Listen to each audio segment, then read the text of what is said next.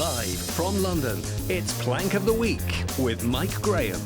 Good evening and welcome to Plank of the Week. It's a very special Plank of the Week this week because not only are we going to judge everybody who's been a plank, the judging panel, for the first time ever in the history of Plank of the Week, is an all-female judging panel. So welcome to all of you. I feel like it's an episode of Charlie's Angels or something. I've got Alex Phillips, I've got Chloe Dobbs, I've got Candice, Holdsworth, I've got Samara, Gill. I can't believe we haven't done this before. I should say that we had to run slightly late because not everybody was here on time, but that's nothing to do with the fact that they're women, obviously. Alex Phillips, over to you to kick it all off. Oh, yeah, the biggest feminist out there. The biggest feminist out there. Keir Starmer. Keir Starmer. Every week I have Sir Keir Starmer. It's amazing. Sir Keir Starmer, the greatest feminist on earth, because he thinks that just shipping people in from countries that stone women to death and marry 9-year-olds and chop off their genitals and make them dress like ghosts is the best thing that can happen to womanity in the United Kingdom. Womanity, good. Womanity. Like it. And, I mean, look, there he goes saying, we're going to tackle the gangs. Oh, Yeah. by the way, France today have said they're going to actually start intercepting boats. Yeah. What? Hadn't they supposed to always have done this? Right. And We yet did the give numbers... them 500 million quid to do that, didn't we? No, we gave them 500 million quid to buy coffee machines, Oh, Mike. yeah. You've got to be clear about this. Okay. The French do not do any work for less No. than at least $1 billion. And never on a Monday. Because of all those pensions that they've got to pay Yeah. for. You know, they love a good pension. Yeah, they do. They love a pension. But no, so this is it. The numbers go up and up and up, and then we had a record number. And so what does Sir Keir Starmer do? Wow, it's nothing to do with my policies. They're clearly working. It's the weather. Yes. The weather. And, of course, the weather was very nice last Saturday, wasn't it? When 1,200 came over was in lovely. one fell swoop. I went 19 boats. I went to the beach, but I wasn't tempted to get in a dinghy and go across the channel. No. Funnily enough, we thought you were going to do that because we saw Is that what you pictures thought I of was you up to? wading into... I thought, In the crap, she's sea. going over to form her own one-woman combat zone. if I'd had my binos on me, you know, scouring the channel. We'll look at that later, but I'll tell you what we should look at. This is Keir Starmer this week at PMQ's, Prime Minister's Questions, where for the first time, finally, maybe it's Women's Week or something, Kerry Badenoch actually nailed it and got it right. Have a look. The police chiefs are saying they don't have the money they need to keep the public safe. Just as he's releasing more criminals onto the streets. His cabinet are squabbling with each other. They've said that they've lost control of the borders, but he still managed, Mr. Speaker, to find £30 billion to give away the Chagos Islands. This is total and utter chaos. It is chaos, chaos, chaos. And isn't the root of the chaos, Mr. Speaker, that it is about this Prime Minister, his decisions and his judgment? He's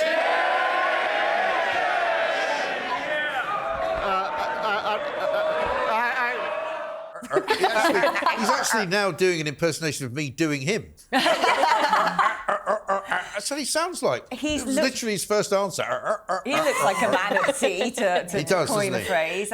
He's not doing very well, is he? I don't He's think. really not. He's really not. He's not really doing well at anything. And the funny No. thing is, I don't know whether you've noticed, but they've started putting out different videos now because videos with him narrating them have obviously gone down so badly that they get ratioed to hell and everybody just slams them, right? So they've now employed some young guy who sounds like he's from the In-Betweeners doing a kind of, the plan's working, right, and everything. Yeah, that's going to work. And that's not going to work. I mean, they just keep trying to convince us that they're doing things which they're not doing.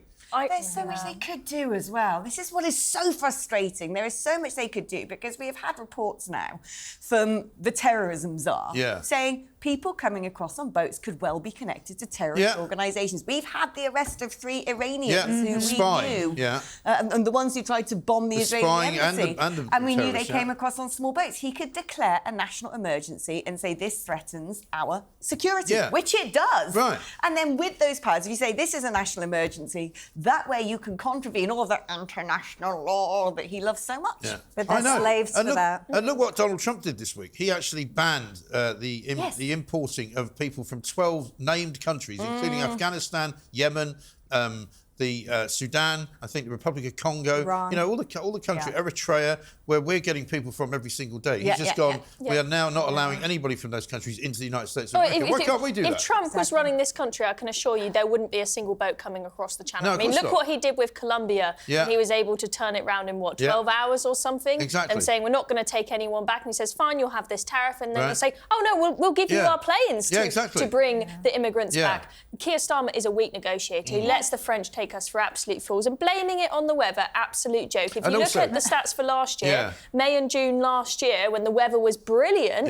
there were barely any crossings. Why? Because all the migrants were thinking, we're actually worried about the Rwanda deterrent. We're going to wait until we know Keir Starmer's got into power, and then we'll all come across in droves. That's what's happened. That's exactly what's happened. And, of course, we had the news this week as well that in about 30 or 40 years' time, white British people will be now in a minority. I think that's a conservative estimate as well. I think that actually, if you look at really drill into those statistics, that's on the condition of net migration coming down to about 200,000, which is nowhere near that, even though it's come down from 1 million. Hurrah!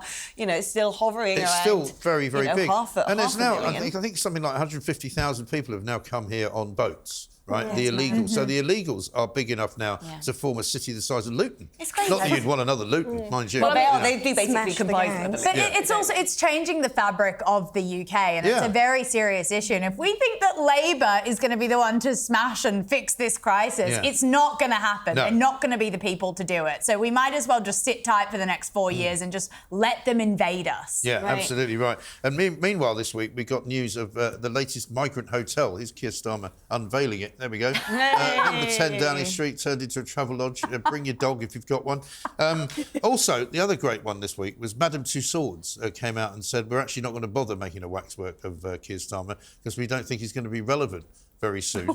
And so he's even too boring to make a waxwork out of. Maybe it's just too easy, you know? They're like, oh, we need to challenge our sculptors a bit. This man already looks like some sort of... He's so bland looking. Like, how would you make a sculpture out of him? I mean, he just does, there's nothing that he looks like. He's like your typical, just like bland apparatus. Yeah. I prefer if he just went and stood in the Madame Tussauds and we could just he could just be like that and we could just visit him and he could combust in on himself, you know? He could have like a speaker. I mean, people said actually the waxwork would probably work better as the Prime Minister because at least he wouldn't make such ridiculous noises. Could you have chosen a worse person for this particular moment? I know. I mean, poor Lord Ali, he was really looking forward to having his clothes on display in a museum. I know. in central London. And he was really looking forward to the access to Downing Street. Then everybody rumbled him, and now he can't go there at all. Otherwise, everyone's going to write about it. Yeah, where's Lord Ali gone? Nobody knows. Oh, wow. But he might have something to do with... No, I can't say. Chloe, over to you. Susanna Reid. Susanna Reid from Good Morning Britain. Yes. She has really embarrassed herself this week Again. when she interviewed Robert Jenrick about his video that we've all seen. It's been going viral everywhere of him going after the fare dodgers on the tube. And I think most people who saw this thought, good on him. This is a great piece of of journalism, just going out on the streets, showing what's going on. And I think this resonated with so many people. Absolutely. Hard-working people who, if anyone sees how much TfL takes out your bank account when you live in London, I mean, it's ridiculous how much they take from you. You get these idiots who just bump their way through the gates and nobody stops them. And every Londoner's furious about this. Yet Susanna Reid interviews Robert Jenrick and complains that he's made the video all about himself. It's just all about you. And also, there's a clip on there where someone says they might be carrying a knife. Yeah. And she makes it all about, oh, you're a terrible person because you didn't report to the police that this person was carrying a knife. And maybe he should have done. Maybe he made a slight mistake there. But to make the whole interview about how Robert Jenrick is an awful person for making this video, and all the lefties, they're just going, oh, well, he didn't technically ask for permission to film it there. That was ridiculous. I'm sorry. I couldn't believe the reaction. But who cares? I think Robert Jenrick rightly said, sometimes you just got to get out there and do it. Absolutely. And let's have a look at Susanna Reid. You made it all about you. The video was literally all about you. You say that, but that's not what I've heard. It's you walking around tube stations confronting people. Well, I've actually heard reports now, Susanna, that Sadiq Khan, the Mayor of London, who's neglected this issue for a very long time, TfL has actually got TfL officers out on the tube, because I'm hearing people coming up to me saying, for the first time in ages, I've actually seen the enforcement officers stopping people on the underground. TfL actually say that the amount of fare dodging has gone down. His own statistics show that 1 in 25 journeys are not paid for. And judging by the reaction that I've had in the last few days, I think it's much, much higher than that. Because literally everyone I meet raises... And it's not just a London issue. A YouGov survey says that almost 80% of people across the whole country have seen this.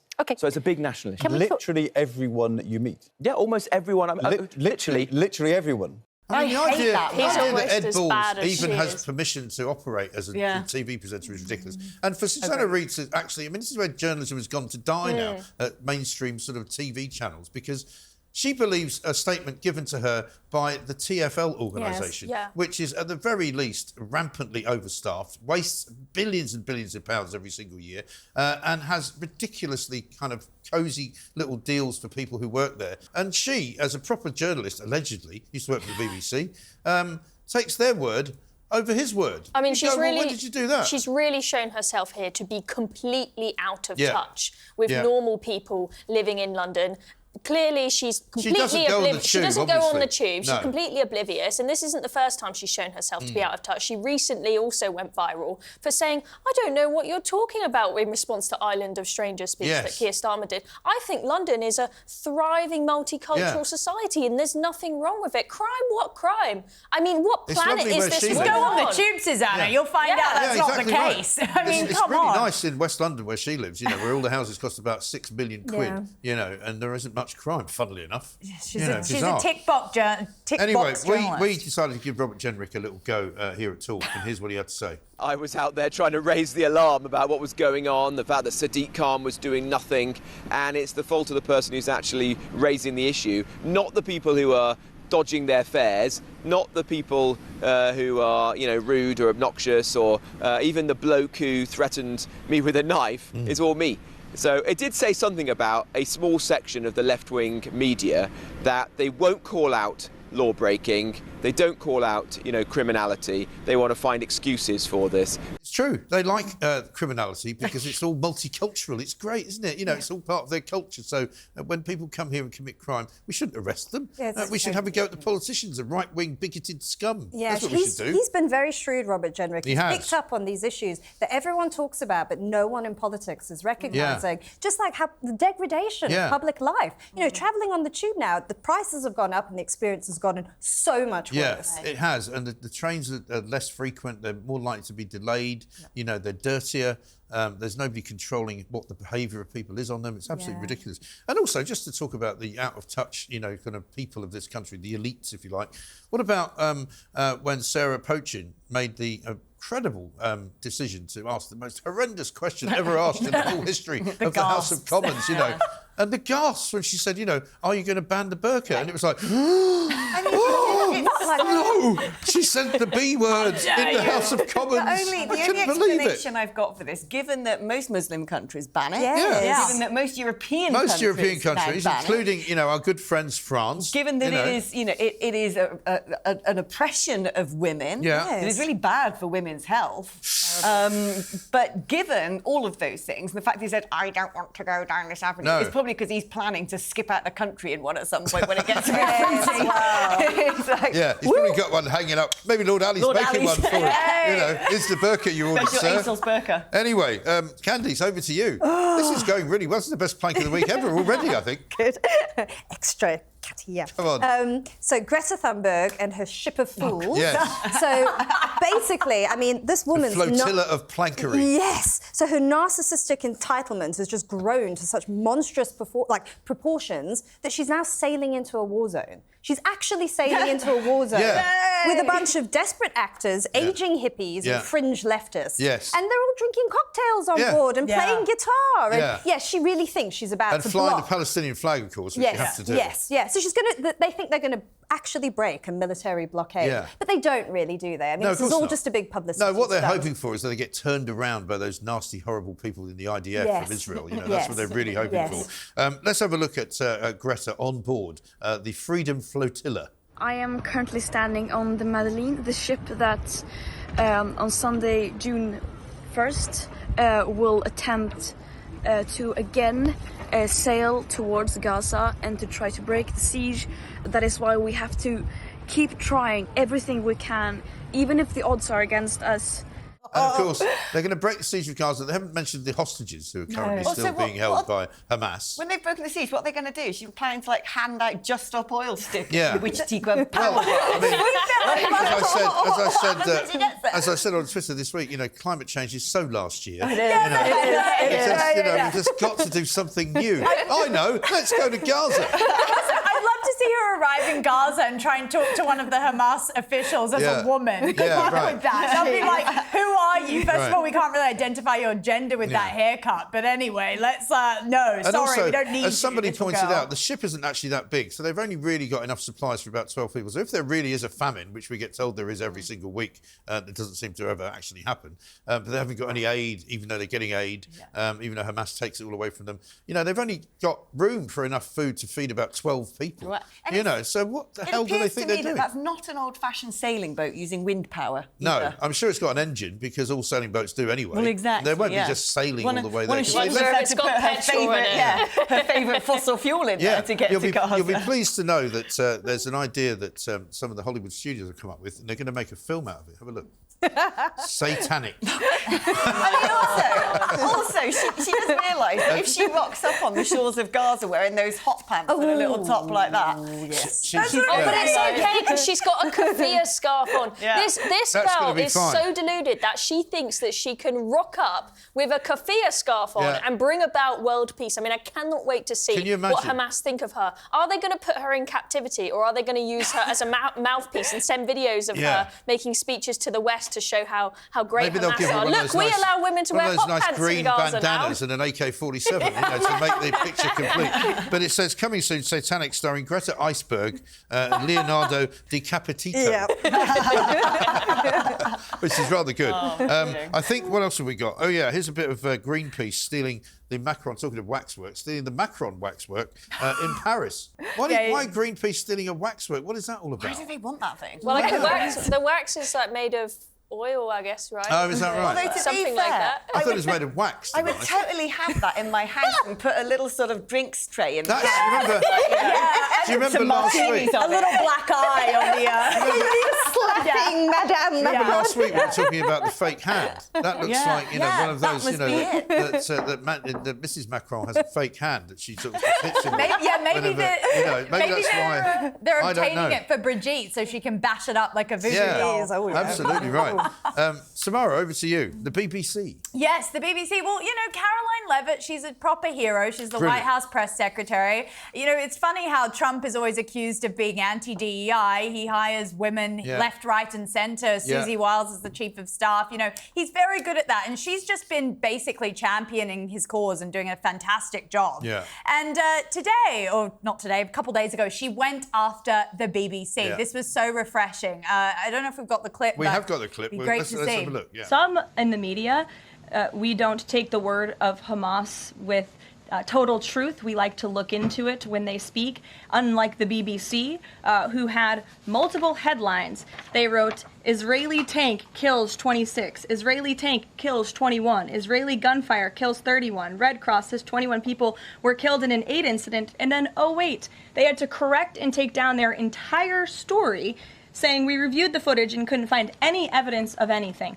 Oh, okay. So we're going to look into reports before we confirm them from this podium or before we take action. And I suggest that journalists who actually care about truth do the same. It's extraordinary, isn't it, how readily the BBC want to just repeat whatever Hamas put out.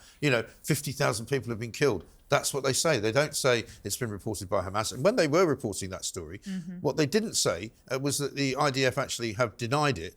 And the IDF say that it was actually Hamas who were doing the shooting. Yeah. They didn't ever cover that. No, well, apparently there's drone footage to show that. Yeah, there is. To show that it was Hamas. Yeah, there is. And the Israelis put out a piece of video which actually had circled the people who were doing the shooting, who were clearly amongst those who were waiting for the aid. Yeah. It's really ridiculous. And actually, I was watching BBC Verify last night, just begrudgingly, because I wanted to see what their response to this was. Yeah. And they took Caroline Levitt to task and then bombarded her with other false information and said that they only quoted the Red Cross, which is not true. Right. They continue to quote the Hamas officials and saying that it's sort of quotable numbers. It's not true. And this is a public-funded broadcaster. Yeah. They do need to be held to a much higher standard than anyone else. And it's embarrassing that this is how the US thinks of us. And on top of all this, we're paying more for our bloody license fee. Yeah, the license fee's gone up. It's gone up to £174.50. That's a lot of money for the average person, and I'm sure they'll be banging down on some pensioner's door demanding it when they can't even get their own facts straight. They'll still be locking up, old women who they've forgotten to pay for it, right? But Tim Davie, the Secretary General, or whatever he's called, of the BBC, he basically says that they need the more money because they've had to make cuts. You go, you don't quite understand business, mate, do you? You made the cuts in order not to spend the money. Now you want more money to cover the money that you haven't got? No, you make the cuts and then you stick to that. That's how you make savings. You don't actually ask for more money because you've had to make cuts. It's insane. I mean, Mike Graham for director. There you go. I mean, Netflix costs me $4.99 a month, which is way cheaper. And Netflix, they do huge productions. BBC, they have got way too much staff. They've got plenty of people that are way overpaid. No doubt they've probably got loads of these DEI officers. I mean, at least now they've got rid of Hugh Edwards. Well, they're still paying his pension, though, aren't they? Yeah, exactly. And Gaza's gone as well on his big salary. So that might mean they can get some slightly cheaper presenters, but they need to do something and sort themselves out. They can't just keep taking more money from I want them gone. I mean, those articles that Caroline Levitt earmarked, those clearly, the people involved with those stories would not have been fired, I can assure you. No one's held to account for that organisation. Nobody It's like the civil service. Well, Jeremy Bowen, who is the new face of Hamas at the BBC, has been a very well-respected foreign correspondent for years and years and years. But a few years ago, he just went native. And he was the one that accused the Israelis of blowing up that hospital, saying 500 people had died. And the worst thing about it was when it turned out that it wasn't anything to do with Israel, the hospital wasn't bombed. It was, in fact, it was a rogue missile that the Islamic Jihad had fired into a car park, which only killed one person. He was interviewed on some ridiculous BBC kind of let's interview each other show.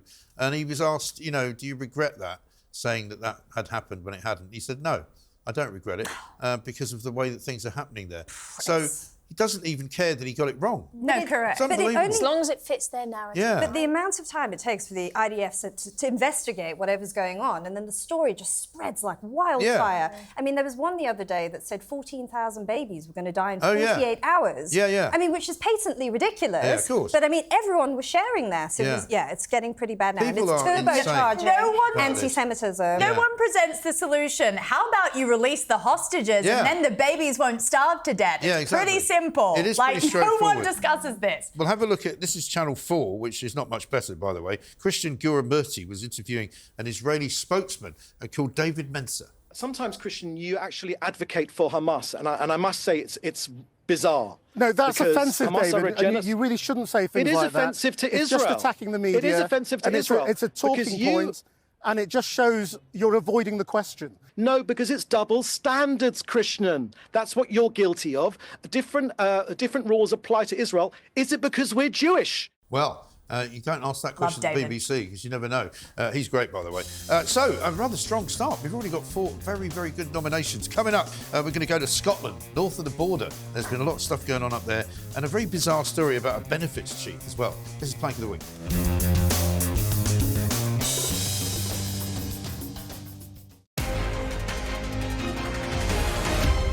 Live from London, it's Plank of the Week with Mike Graham.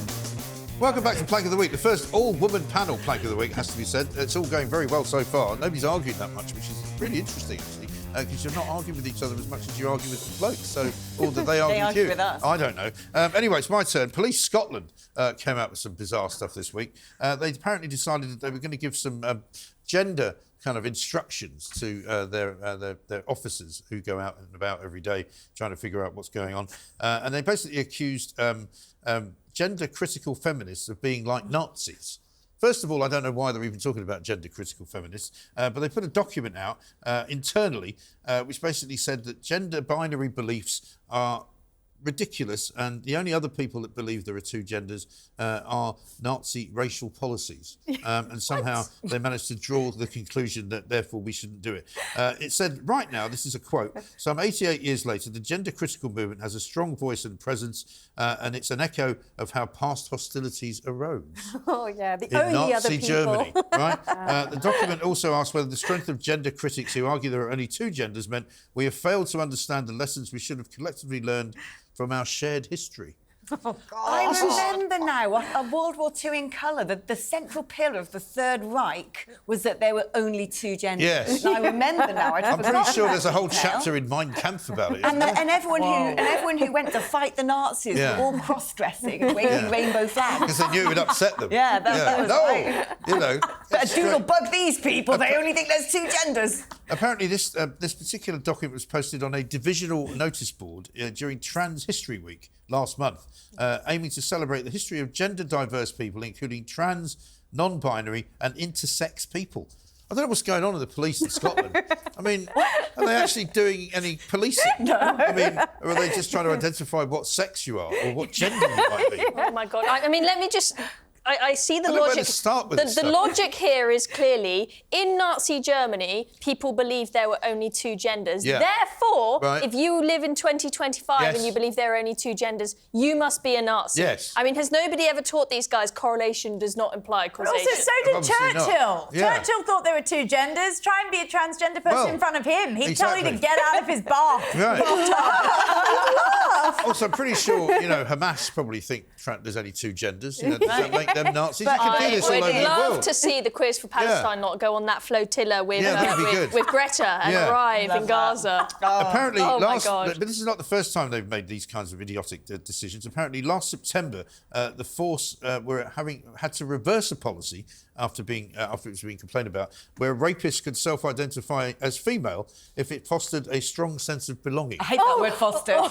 Foster a strong sense of belonging. Well, so if you're a rapist, you can go into that women's prison over there where you can probably be tempted to rape a load more women. Crack on with your raping. You belong here. Yeah. Here's a load of women. As long as you've got a strong sense of belonging. the new. I mean, I don't understand where this stuff comes from. I think anybody who uses the word fosters needs to be buried. That's not good, is it? I hate that word. Yeah. It's such an indicator. It's a bit like safeguarding. Safeguarding. I don't mind safeguarding. I wish there was more of it, frankly. No, but the people who say it as well hate access to. People can't access. Yeah, it's dreadful.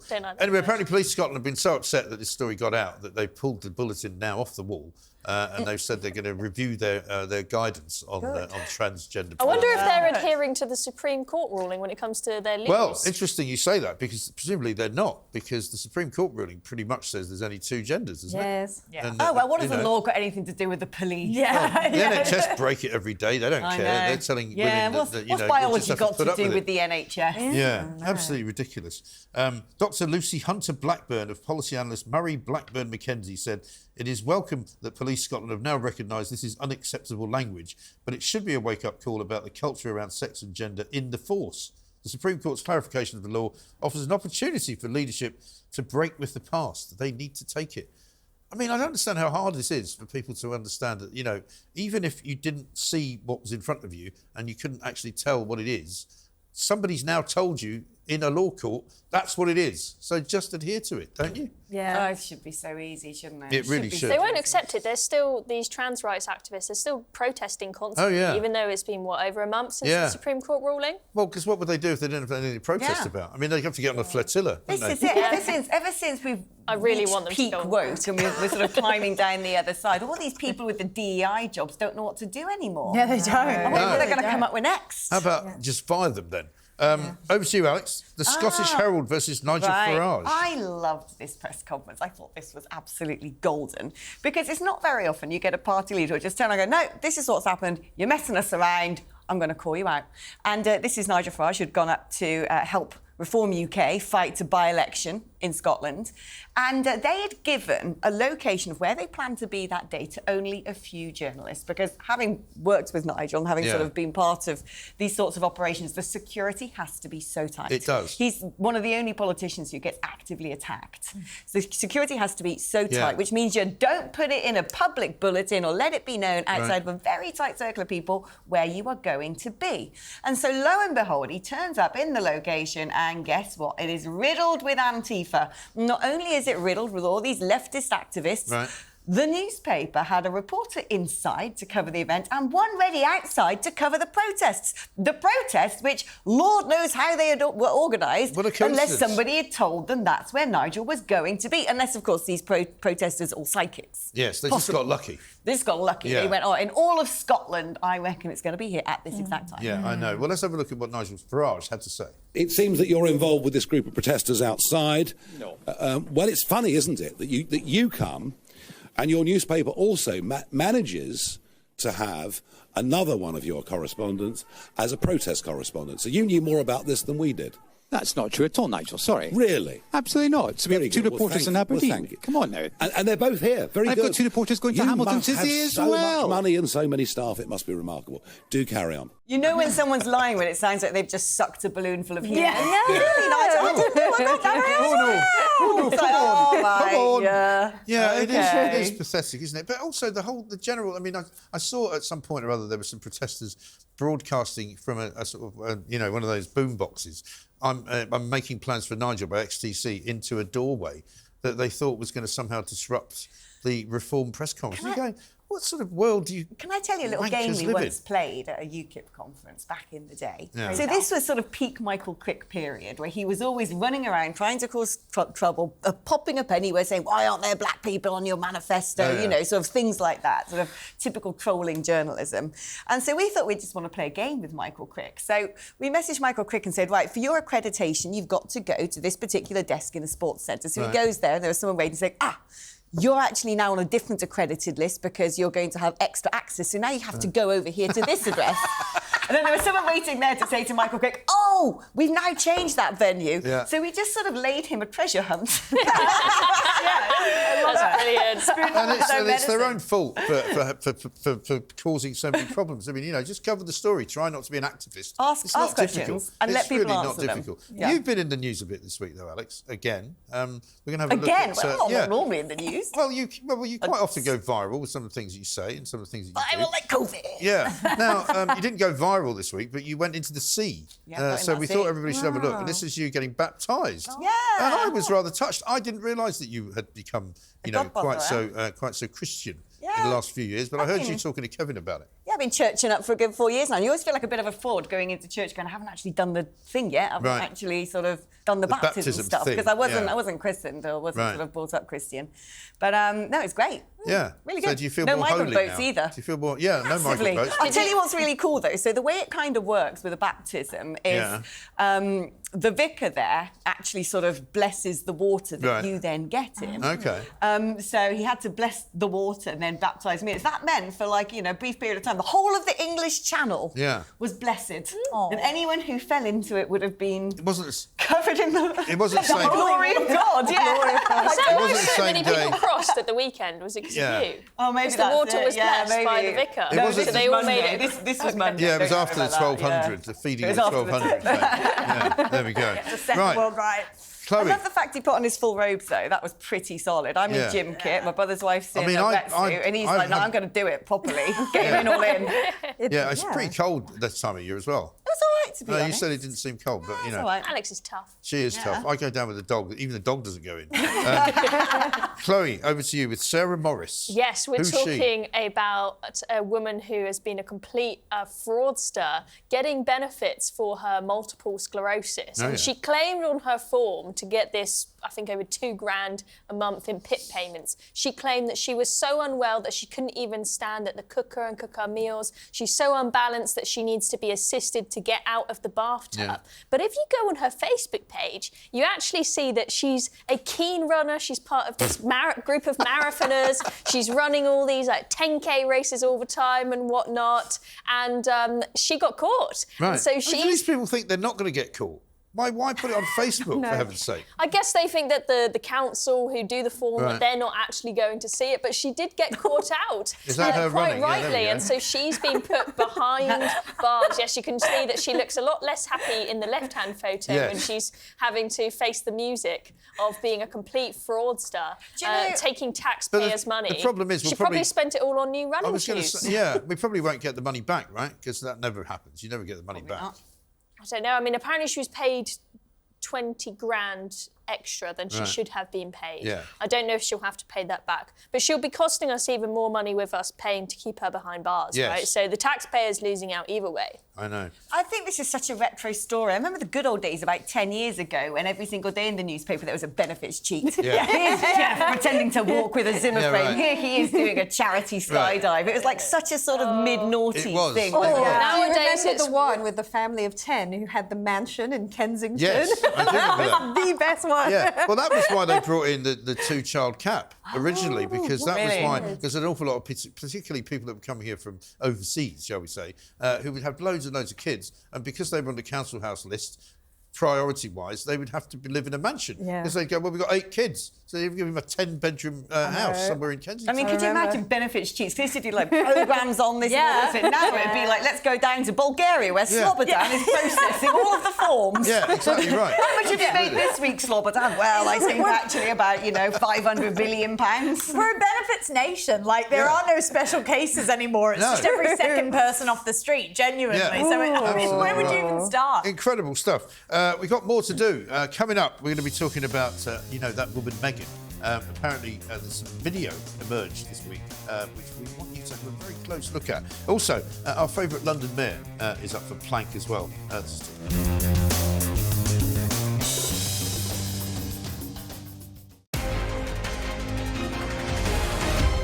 Live from London, it's Plank of the Week with Mike Graham. Welcome back to Plank of the Week, the first all-female panel. It's going very smoothly. There's no arguments. It's very, very calm. It's good. It's really good. It's a good vibe.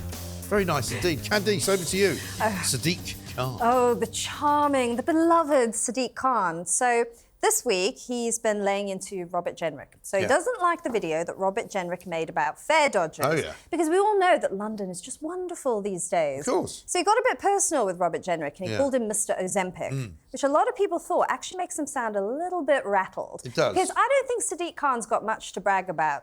Thefts are up, stabbings are up, muggings are up. Yeah. Everyone's flooding out of London. He's got short man syndrome as well, so I don't think he should be too ready to criticise other people's appearance. Right? I agree. Also, he's like at a kebab shop and posting on it every single day on Twitter. I think he's jealous of Robert Jenrick. Well, let's have a look at what he actually said. And it's an example of the chutzpah of Mr Ozempic is that he was in government when the government cut more than £1 billion from their police budget. Yeah, he's also in charge of the police, by the way, in London, which he doesn't seem to ever comment on, despite the fact that crime is up, despite the fact, Samara, that you were a victim of crime just this week. Yes, I literally just had my phone swiped by 2 people on mopeds. I mean, in the past month, actually, I've been chased down the street with someone wielding a knife, which you know about, Alex. I then had my phone swiped and the police said, oh, you're lucky they didn't have a knife. Oh, yeah, I'm so lucky. Thank you so much. Feel lucky, don't you? Very lucky. And then also, just this week, there's been a massive gang bust that was operating in my apartment block, which was a bunch of drugs, cocaine, ecstasy. They busted all of it. And so there was about 10 police cars at my flat. And I'm not going to lie, I don't live in the worst area of London. Right. So I'm just down the road from Samara, and we're on our 3rd pop-up brothel in the street. Yeah, and just the other day, I was woken up at midnight because someone was shooting rockets into the middle of the road into all the cars. It's like being in Gaza. Yay! Yeah, so it's exactly, it's an epidemic. And I was talking to the policewoman because I wanted to report it, and she just said, I've just come from Dubai, of all places, because she had to drive me home. I had no way of getting home, so I was in the back of the police car. And she said, I cannot believe how safe it is there. I wish it was like that here. She said, even if we caught the guy who stole your phone, he would not get locked up. We had soft touch policing. I recorded the conversation because it was such an interesting chat to her. She said, I've just dealt with 4 different stabbings yesterday down the road. So it is shambles. It's like New York in the 80s, but as the producer said, not as fun. I mean, people get stabbed now in London. It doesn't even make a headline. No, it's the sort of normal. a little nib in one of the The other thing is, if you look at the statistics on that sort of low-level crime phone snatching, it's women who are targeted specifically because they think that women are an easy target. Well, because they're less likely to hold on to the phone, fight back, probably, less likely all of to. that. Yeah. And how, but it's 1,000 a week now, because I mean, it happened to me last September, and back then it was 1,000 phones a week being nicked in London alone. Yeah. But it's also the public sentiment. No one helped me. There are a bunch of men around me. And I'm not trying to say, oh, a damsel in distress, help me. But no one helped me. Like, one woman who is from Ukraine actually helped me to call the police, and that's it. So, well, you see now when something far more horrific is happening, like someone being attacked with a machete or whatever it is in the street, you have this TikTok bystander They're all effect. filming. Yeah, everyone's just stood there filming, not doing anything about it, not running away to save themselves either. They're just like, oh, I want to get the views on TikTok. I better just stand here and film this whilst this person gets mauled to death. Britain used to be different. It really did. London used to be different. I mean, I've lived here pretty much all my life, with a few exceptions of a few years when I moved away and I was in America and stuff like that. It's got a feel right now in London for me of what New York was like in the 80s, you know, before Giuliani got a hold of it. And it was dangerous, it was scary, you didn't know what was going to happen, you couldn't be sure that you could be safe walking home. You know, certainly women weren't safe at all. And there used to be gangs of kids that would just roll people, you know, on the subway or on the street. And that's what it feels like in London now. And what does Sadiq Khan want to do? He wants to legalise marijuana because disproportionately ethnic minorities get prosecuted. Great. Well, you know, Perfect. if it's a crime that ethnic minorities do, we better just stop making it a crime. Stop making it a crime, He wants to... He's always been against stop and search. So all these people wielding weapons or carrying, I don't know, a loot full of phones. Oh, we're never going to know, don't do that. Not a problem at all. And also, have you seen the way he responds in Mayor's question? Oh, yeah, he's really, really rude. He's odious, especially to women. He's nasty, he's prickly, he's belittling, he's arrogant. Could be the next leader of the Labour Party because he's just like Starmer, isn't he? Oh, he really is a toxic little man. Nasty, nasty. Speaking of which, toxicity. Over to you, Samara. The toxic brand of Harry and Meghan. Yes, it is officially toxic gone wild because she has shut down her business last week. Kind of sort of flew under the radar there. Business. You know. I use that very loosely. If business means pots of jam and an Instagram page, but clearly that is what it means in LA and Montecito. So yeah, she's gone and given this interview and said, I need to step back from my brand as ever, which if you didn't see it, which I don't even know if you've been living under a rock, but it was pots of jam and some cookie mix that she was sort of flouting online. Yeah. It was really, really basic stuff. But apparently it's all too much for this woman. She can't handle it anymore. She can't take the pressure. The pressure. I have 19 staff members, but I still can't produce anything. Although her argument was, well, I'm going to stop selling the jam in case it sells out and people are disappointed. Can you imagine any other business going, we're being so successful, we've got no product left, we better close down. Yeah, that's it. Yeah. This is her weird PR way of saying, oh, I can't handle it. My brand is toxic. No one probably wants to reorder the stuff because I ordered the stuff the first time around. I'd never reorder that crap again. Right. And yeah, I think that she's really going through a tough time here, but I have no sympathy for that because she made her own bed and she needs to lie in it. Right. I mean, this woman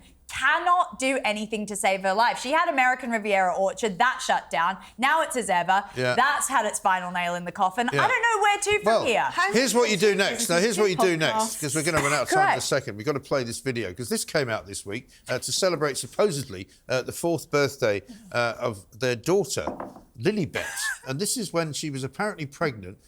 She previously described this pregnancy as where she gained 65 pounds and was afraid I would fall down in my heels. She said, I got preeclampsia and thought I was going to die. But instead, she's actually twerking. This is supposedly before she gave birth. Pregnancy. This is before she gave birth. She's supposed to be wearing some kind of monitor. If you wear a monitor during pregnancy, during the final hours, they're supposed to monitor the baby while you're still. Harry's dancing, she's dancing. It's all very strange. And the bump looks a bit odd to me. It's massive. And what's she about to do? Give birth to the whole of Manchester United? I mean, that thing is enormous. I know. It's just Look at him. It's bumpy and lumpy, though. It looks It's like the wrong shape. No, but when she puts her hand under it, it looks like there's just a pillow under there. There's a lot of people on social media saying, you know, is this a fake? Is you know, they're accusing her rumours literally. were already there, and she's just putting, you know, dousing the flames with alcohol now. I know. She's not doing anything to help her, that woman. Very troubling. We're out of time for this particular section of the show, though. Coming back, we're going to be deciding who wins Plank of the Week in this first ever, but I'm sure it won't be the last, female-only panel. My next one is a bit of a spy chief who you might never have heard of, but it's quite a good plank. Back after this.